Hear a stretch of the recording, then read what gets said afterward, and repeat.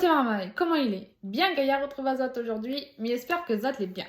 Comme prévu, on se retrouve pour que je vous montre comment foncer une tarte. Donc c'est parti, on commence tout d'abord par venir graisser ses moules ou son cercle. On vient mettre de côté. Ensuite, on vient fariner son plan de travail et c'est parti pour abaisser sa pâte. La petite astuce, c'est de tourner d'un quart de tour à chaque coup de rouleau.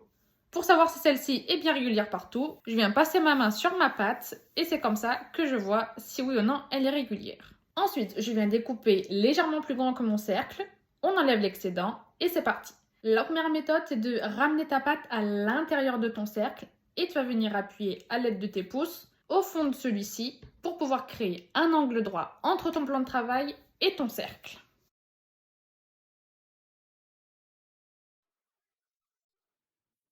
La deuxième méthode, c'est de lever ton cercle et très légèrement, à l'aide de tes pouces, tu vas venir appuyer pour que ta pâte dépasse de ton cercle.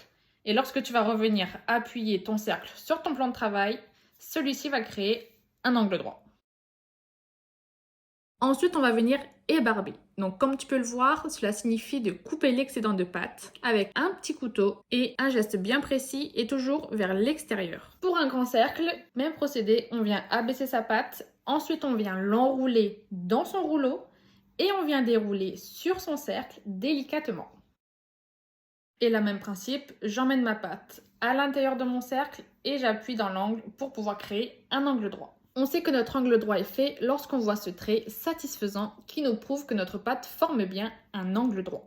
Hop, on vient ébarber notre pâte, toujours d'un geste bien précis et vers l'extérieur. On vient la piquer et avant d'enfourner, moi je la passe au réfrigérateur 15-20 minutes pour que celle-ci soit bien figée et ne bouge pas trop lors de la cuisson. Pendant ce temps, on préchauffe son four à 170 degrés et ensuite, on vient enfourner sa grande tarte, environ 30 minutes et les petites 15-20 minutes. Une fois que tes tartes sont cuites, pour avoir une belle finition, tu vas prendre ton zester, ta microplane, ta petite râpe, appelle ça comme tu veux, mais on va venir râper en douceur pour avoir quelque chose de bien régulier. Et tada! Tu sais à présent, foncer une tarte. En tout cas, j'espère que cette vidéo, elle t'aura aidé. Si c'est le cas, n'hésite pas à me le dire en commentaire, à me laisser un petit pouce en l'air et à t'abonner si ce n'est pas encore le cas. Et sur ce, moi je te fais des bisous et je te dis à tantôt!